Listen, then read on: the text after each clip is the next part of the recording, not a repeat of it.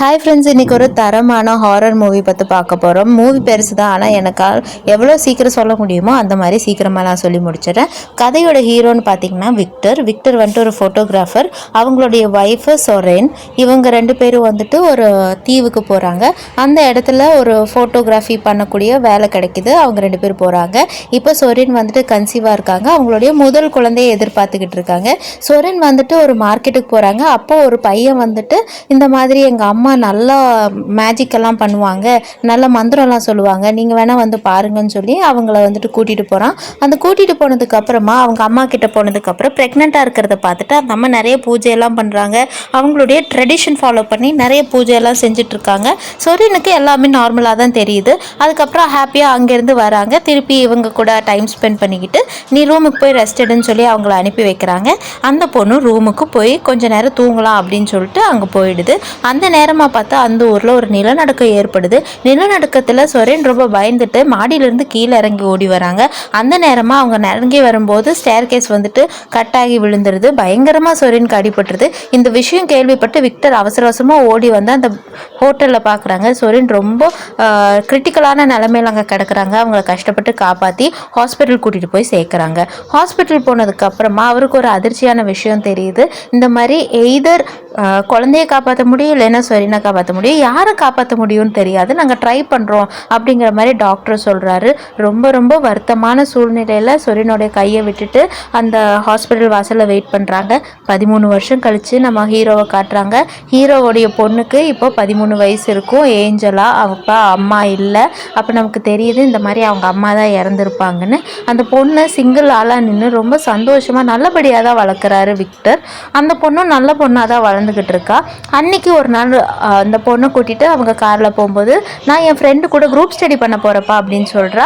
அந்த பொண்ணு பேர் வந்துட்டு கேத்ரினும் இப்போது இந்த பொண்ணு ஏஞ்சலினும் குரூப் ஸ்டடி பண்ணுறதுக்காக போயிட்டுருக்காங்க. ஆனால் நமக்கு தெரிய வர்றது என்னென்னா அவங்க ரெண்டு பேரும் குரூப் ஸ்டடியெல்லாம் பண்ண போகல. வீட்டில் போய் சொல்லிவிட்டு ரெண்டு பேரும் பக்கத்தில் இருக்க காட்டு பகுதியில் போய் டைம் ஸ்பெண்ட் பண்ணலான்னு போயிட்டுருக்காங்க. ஏஞ்சலினோட அம்மா தான் சொரேன். அவங்கள பார்த்து பேசணும் அப்படின்னு இவளுக்கு ரொம்ப ஆசையாக இருக்குது. அதனால ரெண்டு பேரும் மந்திர தந்திரங்களெல்லாம் அறகுறையாக படிச்சுக்கிட்டு அவங்க ஃபோட்டோவை வச்சுட்டு அவங்கக்கிட்ட எப்படியாவது பேசிடணும்னு ட்ரை பண்ணிக்கிட்டு இருக்காங்க. தேவையில்லாமல் இவங்க செய்கிற செயல் தான் இவங்களுடைய லைஃபையே மாற்ற போகுதுன்னு இந்த குழந்தைங்களுக்கு இப்போ தெரியல. ரெண்டு பேரும் ஆரம்பிச்சுட்டு அவங்க பாட்டுக்கு எதோ பண்ணிக்கிட்டு இருக்காங்க. அதையும் உருப்படியாக பண்ணலை, தப்பாக பண்ணுறாங்க. அதே நேரத்தில் விக்டர் அவருடைய ஸ்டூடியோவில் ஒரு ஃபேமிலியை ஃபோட்டோ எடுத்துகிட்டு இருக்காரு. அந்த நேரமாக பார்த்தா அந்த ஃபேமிலியோட இமேஜ் எல்லாம் ரொம்ப பிளர்ரியாக தெரியுது. இவர் ரொம்ப கன்ஃபியூஸ் ஆயிடுறாரு. சரி வீட்டுக்கு போகலான்ட்டு வீட்டுக்கு கிளம்பி அன்டைமில் தான் வராரு. வீட்டுக்கு வந்து பார்க்கும்போது ஆஞ்சலினா இன்னும் வீட்டுக்கு வந்திருக்க மாட்டாங்க. ஏன் இன்னும் குழந்தை வீட்டுக்கு வரலன்னு இவங்க தேடிட்டு இருக்கும்போது சரி நீ டைம் வேஸ்ட் பண்ண வேண்டான்னு நேராக கேத்ரினோட வீட்டுக்கு இவர் கிளம்பி போயிடுறாரு. கேத்ரினும் வீட்டுக்கு போய் வரவே இல்லை அப்படின்னு அவங்க பேரண்ட்ஸ் சொல்கிறாங்க.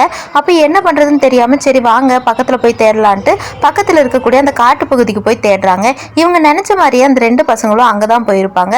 அவங்களுடைய பேகு ஷூன்னு எல்லாமே கிடைக்கும். அப்போ இது ஏதோ பெரிய பிரச்சனையாக இருக்குன்னு அவங்க உடனடியாக போலீஸ்க்கு தகவலும் சொல்கிறாங்க. போலீஸ் வந்து அவங்க ரெண்டு பேர்த்தையும் காணோன்னு எல்லா இடத்துலையும் தகவல் பலகைகள்லாம் ஒட்டி வைக்கிறாங்க. இந்த நியூஸ் ரொம்ப வைரல் ஆகுது. எல்லாருமே அவங்க தேடுதலுக்காக ரொம்ப ஹெல்ப் பண்ணிக்கிட்டு இருக்காங்க. அப்போ நியூஸ் எல்லாமே வந்துட்டு நியூஸ் டிவியில் பிரேக்கிங்கில் போயிட்டுருக்கு. அந்த டைமில் ஆனன் ஒரு நெய்பரும் பார்த்துடுறாங்க. அதுக்கப்புறமா 2-3 நாள் கழித்து அந்த ரெண்டு குழந்தைங்களையும் பக்கத்தில் இருக்கக்கூடிய ஒரு டெய்ரி ஃபார்மில் வந்துட்டு கண்டுபிடிக்கிறாங்க. அவங்க ரெண்டு பேர்த்தையும் கண்டுபிடிச்ச உடனேயே போலீஸ் அவங்க எல்லாத்தையுமே ஒரு ஹாஸ்பிட்டலுக்கு கூட்டிகிட்டு போயிடுறாங்க. அங்கே மெடிக்கல் செக்கப்கெல்லாம் ரொம்ப தரோவாக நடக்குது. மேலேருந்து கீழே வரைக்கும் எல்லாமே செக் பண்ணுறாங்க. குழந்தைங்களை பார்த்த சந்தோஷத்தில் பேரண்ட்ஸ் ரொம்ப நிம்மதியாக இருக்காங்க. ரெண்டு பேர்த்துக்கிட்டே என்ன நடந்துச்சுன்னு கேட்குறாங்க. ஆனால் அவங்க ரெண்டு பேர்த்துக்கும் அந்த காட்டுக்குள்ளே போன வரைக்கும் தான் ஞாபகத்தில் இருக்குது. அதுக்கப்புறம் எதுவுமே அவங்களுக்கு ஞாபகம் இல்லை. இது யாரோ கிட்னாப் பண்ணியிருப்பாங்களோ நல்லா யோசிக்கிறாங்க. ஆனால் குழந்தைங்களுக்கு சின்ன கீறல் கூட உடம்புல ஏற்படலைன்னு தெரியுது. அதனால அவங்களுக்கு எந்த பிரச்சனையும் இல்லைன்னு சொல்லிடுறாங்க. அங்கே எந்த வழியாக போனீங்கன்னு கேட்கும்போது அவங்களுக்கு பெருசாக எந்த ஞாபகமுமே இல்லை. அதனால சரி இவங்க ஏதோ ட்ராமாவில் இருக்காங்க, சின்ன அம்னீஷியாவாக இருக்கும் அப்படின்னு சொல்லிட்டு ரெண்டு குழந்தைங்களையும் நீங்கள் வீட்டுக்கு கூட்டிகிட்டு போயிடலான்ட்டு அவங்க பேரண்ட்ஸ் கிட்ட டாக்டர் சொல்கிறாங்க. அதனால பேரண்ட்ஸும் அவங்கள சந்தோஷமாக வீட்டுக்கு கூட்டிகிட்டு போயிட்டு பார்த்துக்கலாம் அப்படின்னு ஒரு நிம்மதியோடு இருக்காங்க. இப்போ ரெண்டு குழந்தைங்களும் அவங்க வீட்டுக்கு தனித்தனியாக கிளம்பி போயிடுறாங்க. வீட்டுக்கு போனதுக்கு அப்புறமா ஏஞ்சலினாவோட நடவடிக்கைகள் கொஞ்சம் வித்தியாசமாக மாறுறதா அவங்க அப்பா கண்டுபிடிக்கிறாரு. அவர் ரொம்ப வினோதமாக நடந்துக்க ஆரம்பிக்கிறார். பேசுகிறா. இவங்க அப்பா கிட்ட கோபமாக பேசுகிறா. திடீர்னு அடிக்க வெள்ளம் வரா. திடீர்னு அவளுக்கு உடம்பு சரியில்லாத மாதிரி ஆகுது. அவர் நார்மலாக செஞ்சுக்கிட்டு இருந்த எல்லா வேலைகளையுமே தப்பாக செஞ்சுக்கிட்டு இருந்தா. இவங்க அப்பாவை ஒரு நாள் கண்ணை மூடி அடிச்சுக்கிட்டு அவளே ஃபிக்ஸ் வந்த மாதிரி கீழே விழுந்து அழுது பொருள்றா. கத்தவும் ஆரம்பிச்சிடுறா. அப்போ ஹாஸ்பிட்டல் கூட்டிகிட்டு போகிறா. அவங்க அப்பா அவளை கண்ட்ரோல் பண்ண முடியாமல் டாக்டர்ஸ் எல்லாமே அவளுக்கு தூக்க மாத்திரை போடுறாங்க. அதுக்கப்புறம் பார்த்தா அவளுடைய கை காலில் இருக்கக்கூடிய நகங்கள் எல்லாம் தானாக பேந்து விழுகுது. உடம்புல நிறைய காயங்கள் ஏற்படுது. ஏஞ்சலினாவோட உடல்நிலை பார்த்தீங்கன்னா இருக்க மோசமாக போய்கிட்டு இருக்கு. விக்டர் ரொம்ப கவலையில் இருக்கான். ஏஞ்சலினாவோட உடம்புல அங்கங்கே மார்க்ஸ் எல்லாம் இருக்குது. அதே நேரம் கேத்ரினுடைய நிலைமையும் சேம் இதே மாதிரி ஆக்கிட்டு இருக்கு. கஷ்டப்பட்டு அவளை சர்ச்சுக்கு கூட்டிகிட்டு போகிறாங்க. சர்ச்சில் அவள் நடந்துக்கிட்டதெல்லாம் ரொம்ப வினோதமாக இருக்குது. எல்லாரும் இவளை கவனிக்கிறாங்கங்கிறது இவங்க பேரண்ட்ஸ்க்கு தெரிஞ்சிருச்சு. எப்படியாவது இதை தடுத்து நிறுத்தணும்னு நினைக்கிறாங்க. ஆனால் திடீர்னு அவள் பயங்கரமாக கத்த ஆரம்பிச்சிட்டா. பேய் பிடிச்ச மாதிரி அங்கே இருக்க பாஸ்டர் எல்லாம் திட்ட ஆரம்பிச்சிட்டா. அதுக்கப்புறம் இவளை ஒரு வழியாக கண்ட்ரோல் பண்ணி இங்கே ஹாஸ்பிட்டல் கூட்டிகிட்டு வராங்க. கேத்ரினோட அம்மா மிராண்டா, அவங்க அப்பா வந்துட்டு டோனி. இப்போ இவங்க 2 பேரும் சேர்ந்து அவங்களுக்குள்ள சண்டை போட்டுக்கிறாங்க. கேத்ரினுக்கு இன்னும் ஞானஸ்தானம் கொடுக்காதனால தான் இந்த மாதிரியெல்லாம் நடக்குது அப்படின்லாம் சொல்லிக்கிறாங்க. ஆனால் விக்டருக்கு இதில் எல்லாம் சுத்தமாக நம்பிக்கை இல்லை. ஆனால் கேத்ரினுக்கு கண்டிப்பாக ஞானஸ்தானம் கொடுத்தாகணும், அப்போ தான் இதெல்லாம் சரியாகும்னு அவங்க அம்மா சொல்லிக்கிட்டு இருக்காங்க. இப்போ இவரும் வேறு வழி இல்லாமல் சரின்னு ஒத்துக்கிறாங்க.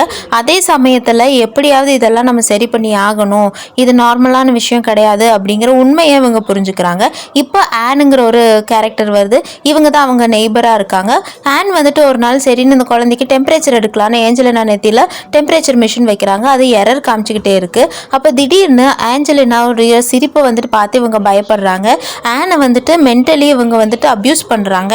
அவங்க வாழ்க்கையில் நடந்த கஷ்டமான துயரமான சம்பவங்கள் எல்லாத்தையும் ஆனை பார்த்தே இந்த பொண்ணு சொல்லிக்கிட்டு இருக்கு. உடனே ஆனுக்கு வித்தியாசமாக பட்டதுனால அடுத்த நாள் விக்டர் கிட்டேயே போயிட்டு இந்த மாதிரி உன் பொண்ணு ரொம்ப வித்தியாசமாக நடந்துக்கிறா, அவளுக்கு ஏதோ ஒரு பிரச்சனை இருக்குது, தயவு செஞ்சு இதை நார்மலாக எடுத்துக்காதுன்னு சொல்கிறா. இவன் வந்துட்டு கடவுளாவது பேயாவது ஒன்றும் கிடையாது போமான்னு சொல்லிட்டு அனுப்ப ட்ரை பண்ணுறான். ஆனால் அவன் வந்துட்டு உன் பொண்ணு வந்துட்டு என் வாழ்க்கையில் நடந்த என்னோட குழந்தையோட இறப்பை எல்லாத்தையும் சொல்கிறா. அது இது வரைக்கும் நான் யார்கிட்டையுமே சொன்னதில்லை. இதில் ஏதோ ஒரு பிரச்சனை இருக்குது, தயவு செஞ்சு உன் பொண்ணை வந்துட்டு நம்ம ஒரு பாஸ்டர் கிட்ட கூட்டிகிட்டு போகலாம், அவளுக்கு தேவை எக்ஸாசிசம், அதாவது பேயோட்டுற மாதிரியான ஒரு சடங்கு தான் அப்படின்னு வந்துட்டு அவன் சொல்கிறான். இவன் இந்த அளவுக்கு சொல்லும்போது அவள் குழந்தை இறந்ததெல்லாம் அந்த பொண்ணு சொன்னதை சொல்லும்போது அவள் கொடுத்த புக்கை வந்துட்டு இவன் சரி அதில் என்னதான் இருக்குன்னு பார்க்கலான்ட்டு ஓப்பன் பண்ணி பார்க்குறான். அதில் கிறிஸ் அப்படிங்கிற ஒருத்தவங்களுடைய வாழ்க்கையை எழுதியிருப்பாங்க. அவங்களோட பொண்ணு ரீகன், அவளுக்கும் இதே மாதிரியான சேம் சம்பவம் சேம் பேட்டர்னில் நடந்திருக்கும்.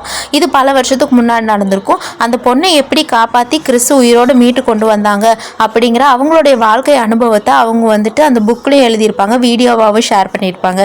சரி இதில் ஏதோ ஒரு சம்பவம் இருக்குது அப்படின்ட்டு விக்டரும் நேராக அந்த பொண்ணையே போய் பார்த்தரலாம் அப்படின்னு கிறிஸை நோக்கி ட்ராவல் பண்ணி போய்கிட்டு இருக்காரு.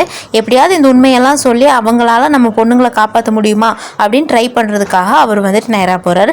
அங்கே போய் பார்த்தா கிறிஸுங்கிறது ஒரு வயசான பாட்டியாக இருக்கும். ஏன்னா பல வருஷத்துக்கு முன்னாடி நடந்தது தான் இந்த சம்பவம். இப்போ ரீகன் வந்துட்டு பெரிய பொண்ணு ஆயிடுறாங்க. அவங்களுடைய ஃபோட்டோஸ் எல்லாம் பார்த்துட்டு ரீகனுக்கும் இதே மாதிரி தான் நடந்துச்சு, அதுக்கப்புறம் ரொம்ப கஷ்டப்பட்டு தான் நான் அவளை காப்பாற்றி கூட்டிகிட்டு வந்தேன், இதெல்லாம் எல்லாத்துக்கும் ஹெல்ப்ஃபுல்லாக இருக்கணுங்கிறக்காக நான் அதெல்லாம் ரெக்கார்ட் பண்ணி பப்ளிஷ் பண்ணேன். ஆனால் ரீகனுக்கு அது பிடிக்காம என்கிட்ட இப்போ பேசாமல் அவள் தனியாக போயிட்டா, இப்போ அவள் எங்கே இருக்கான்னு கூட எனக்கு தெரியல. ஆனால் இந்த நிலைமை உங்கள் பொண்ணுக்கு வரக்கூடாது, இது ரொம்ப மோசமான ஒரு விஷயம், அதனால நான் எப்படியாவது காப்பாற்ற வரேன் அப்படின்ட்டு இவங்களும் ஹாஸ்பிட்டலுக்கு விக்டர் கூடயே வந்தாங்க. ஹாஸ்பிட்டல் வந்து பார்க்கும்போது அடுத்த ட்விஸ்ட்டு, அந்த ஏஞ்சலினா இருக்கா இல்லையா, அவள் வந்துட்டு இவங்க கிட்ட வந்துட்டு ஃபஸ்ட் டைம் பார்க்குறா. ஆனால் ரீகன் அவளுடைய மகளுடைய பேரை வந்துட்டு ஒரு போர்டில் எழுதி வச்சிடறா. அதுக்கப்புறம் இவளுக்கு புரியுது இவளுடைய மகள் ரீகன் எந்த ஒரு அமானுஷ சக்தியினால் தாக்கப்பட்டாலோ அதே அமானுஷ சக்தி தான் இப்போ ஏஞ்சலினாவையும் கேத்ரினையும் பிடிச்சி வாட்டுதுன்னு தெரிஞ்சுக்கிறாங்க. சரி வாங்க கேத்ரினை போய் காப்பாற்றலாம் அப்படின்னு சொல்லிட்டு கேத்ரின் வீட்டுக்கு வராங்க. கேத்ரினோட அம்மாவும் அவங்களுடைய 2 குழந்தைங்களும் இந்த கேத்ரினை பார்த்து பயந்துக்கிட்டு கிச்சனில் போய் ஒளிஞ்சிக்கிட்டு இருக்காங்க. ஏன் இந்த மாதிரி கிச்சனில் ஒளிஞ்சிருக்கீங்க, நாங்கள் வந்துக்கிறோம் பார்த்துக்குறோம் அப்படின்னு சொன்னதுக்கு அப்புறமா கிறிஸ் வெயிட் பண்ணாமல் நேராக கேத்ரினோட ரூமுக்கு போகிறாங்க. கேத்ரின் அந்த ரூமில் ரொம்ப கொடூரமான நிலைமையில் உட்காந்துட்டு என்னென்னமோ பண்ணிக்கிட்டு இருக்கா. நீ ஏன் இப்படி இந்த குழந்தைங்களை டார்ச்சர் பண்ணுறேங்கிற மாதிரி இந்த கிறிஸ் கேட்கும்போது நான் உன்னையும் டார்ச்சர் பண்ண போகிறேன்ட்டு ரீகனை பற்றின தகவல் எல்லாத்தையும் கிறிஸ் கிட்ட எல்லாமே சொல்கிறா. கிறிஸ் வந்துட்டு ரொம்பவுமே டென்ஷன் ஆயிடுறாங்க. இப்போ நீ அந்த குழந்தைய என்ன பண்ண போகிறேன்னப்போ ஆல்ரெடி கேத்ரினோட உடம்பு வந்துட்டு சொர்க்கத்துக்கு போகாமல் நரகத்துக்கு போயிடுச்சு, அங்கே அவள் வெந்துக்கிட்டு இருக்கா அப்படின்னு சொல்லி மென்டலி அப்யூஸ் பண்ணுது. இப்போ வந்துட்டு டென்ஷன் ஆன அந்த ஆவி வந்து அங்கே இருக்க ஒரு கிராஸ் எடுத்து கிறிஸோட 2 கண்ணிலையும் குத்திடுறா. பயங்கரமாக கத்துறாங்க வலி தாங்க முடியாமல். இப்போ விக்டர் வந்து கிறிஸை கூட்டிகிட்டு எப்படியாவது வெளியே போகணுன்னு அந்த ரூம்லேருந்து வெளியே வந்துடுறாங்க. 2 கண்ணுமே பாதிச்சதுக்கு அப்புறமா கிறிஸ் என்ன பண்ணுறதுன்னு தெரியாமல் அவங்கள ஹாஸ்பிட்டலுக்கு கூட்டிகிட்டு போய் ஐசியூவில் அட்மிட் பண்ணிடுறாரு. இப்போ கேத்ரினோட ஃபேமிலி மெம்பர்ஸ் எல்லாம் ரொம்ப பயத்தில் இருக்காங்க. இந்த நேரமாக பார்த்து ஆன் வராங்க. ஆன் மூலியமாக மேடாக்ஸ் அப்படிங்கிற ஒரு பாதிரியாரும் இப்போ அறிமுகமாகறாரு. அவரும் வந்துட்டு இந்த குழந்தைங்களுடைய நிலைமையை கேட்டுட்டு அவங்களுடைய மத குரு கிட்ட வந்துட்டு எப்படியாவது அந்த குழந்தைங்களுக்கு நம்ம சப்போர்ட் பண்ணணும், இந்த பேயை விரட்டுறதுக்கான நம்ம பூஜைகள் வந்துட்டு செஞ்சாகணும் அப்படின்னு வந்துட்டு அவர் ரொம்ப ரெக்வஸ்ட் பண்ணுறாரு அவருடைய சீனியர்ஸ்கிட்டையும் மத குருக்கிட்டையும். ஆனால் அவங்கெல்லாம் வந்துட்டு நீங்கள் இதை செஞ்சீங்கன்னா உங்களுடைய உயிருக்கே கண்டிப்பாக ஆபத்து வந்துடும், அதனால இதை நாங்கள் அனுமதிக்க முடியாதுன்னு சொல்லிடுறாங்க. இப்போ விக்டரை காட்டுறாங்க. விக்டர் இவ்வளோ நாள் வெயிட் பண்ணதே தப்பு அது அப்படின்ட்டு பிஹைப் அப்படிங்கிற ஒரு லேடியை பார்க்க போகிறாங்க. அவங்க ஒரு டாக்டர் அண்ட் அவங்களுக்கு இந்த சித்த வைத்தியம் எல்லாம் ரொம்ப நல்லா தெரியும். அவங்களுடைய உதவியோட எப்படியாவது இது மீண்டு வந்துடலாம் அப்படின்னு நினைக்கிறாங்க. இப்போ விக்டருடைய வீட்டிலேயே ஒரு பூஜைக்கு ஏற்பாடு பண்ணுறாங்க. ஹாஸ்பிட்டல்லேருந்து இந்த பூஜைக்காக ஏஞ்சலினை வந்துட்டு டிஸ்சார்ஜ் பண்ணி கூட்டிகிட்டு வந்துடுறாங்க. அதே நேரத்தில் ஹாஸ்பிட்டலில் இருக்கக்கூடிய கேத்ரினையும் டிஸ்சார்ஜ் பண்ணி கூட்டிகிட்டு வந்துடுறாங்க. 2 பேத்துக்கும் ஒன்றா தான் பூஜை பண்ணுங்கிற மாதிரி சூழ்நிலை ஏற்படுது. இப்போ வந்துட்டு டாக்டர்ஸ் எல்லாம் சொன்னிங்க கூட இவங்க வந்துட்டு பூஜைக்கு ஏற்பாடு பண்ணிடுறாங்க. என்னதான் இருந்தாலும் மெடிக்கல் சப்போர்ட்டு பக்கத்துலேயே தான் வச்சுருக்காங்க. இந்த நேரத்தில் மெடாக்ஸ் வந்துட்டு இங்கே வந்துடுறாரு.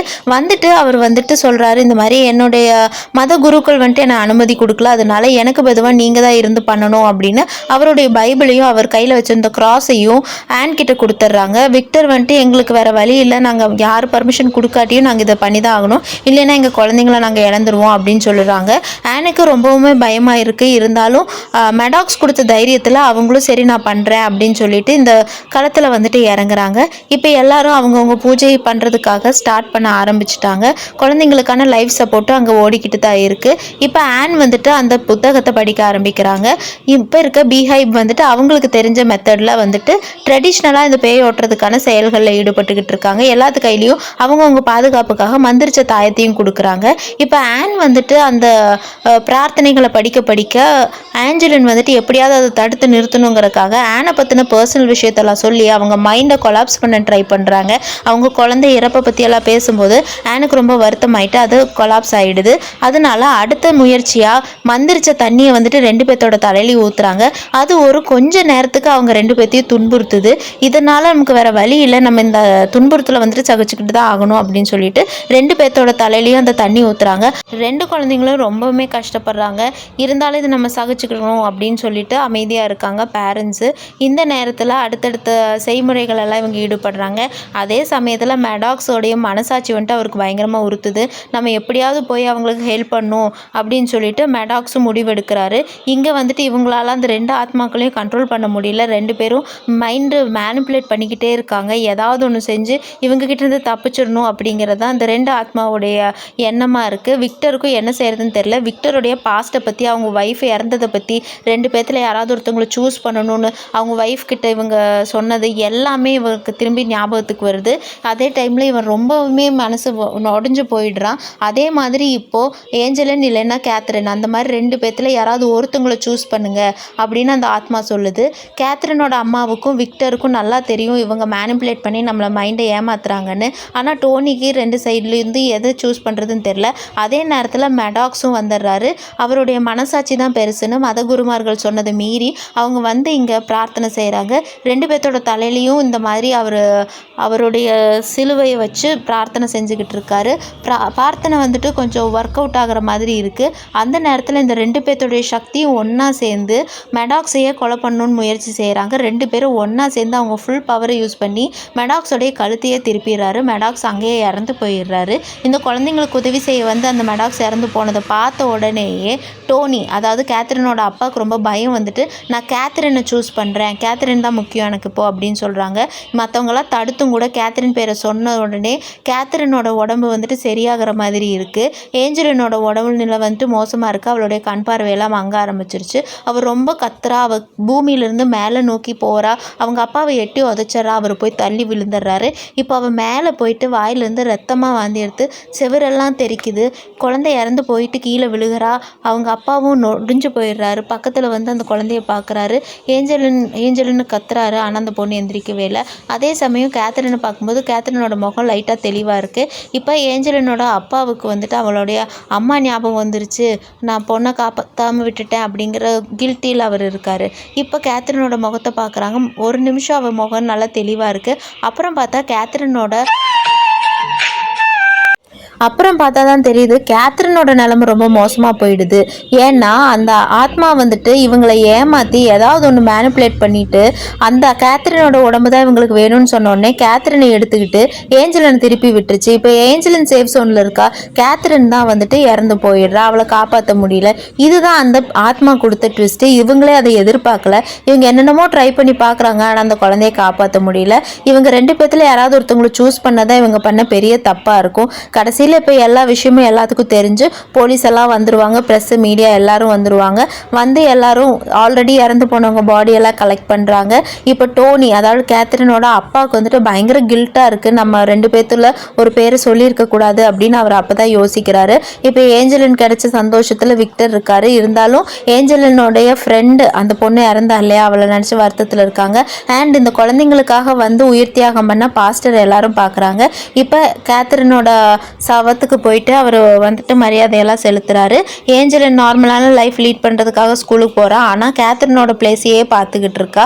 அடுத்தது பார்த்திங்கன்னா கிறிஸ், அதாவது அடிபட்டுச்சு இல்லையா கண்ணில், அவங்களுடைய மகள் ரீகன் வந்துட்டு இப்போ கிறிஸை பார்க்கறதுக்காக வந்திருக்கா. இது ரொம்ப நல்லா இருக்கும் படம். ஆனால் ஹாரராக இருக்கும். கடைசி நேரம் ட்விஸ்ட்டும் நல்லா இருக்கும். பிடிச்சிருந்தா